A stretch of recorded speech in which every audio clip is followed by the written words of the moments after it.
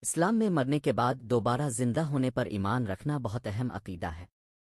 اس کا مطلب یہ ہے کہ جب انسان اس دنیا سے رخصت ہو جاتا ہے تو اس کی کہانی ختم نہیں ہوتی۔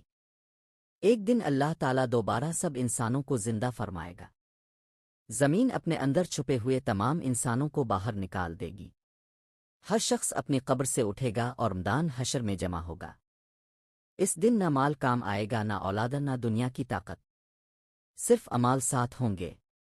جو لوگ نیکی کریں گے، سچ بولیں گے، نماز پڑھیں گے اور اللہ سے ڈرتے رہیں گے، ان کے لیے کامیابی اور جنت ہوگی۔ اور جو لوگ ظلم کریں گے اور نافرمانی میں زندگی گزاریں گے، انہیں اپنے اعمال کا جواب دینا ہوگا۔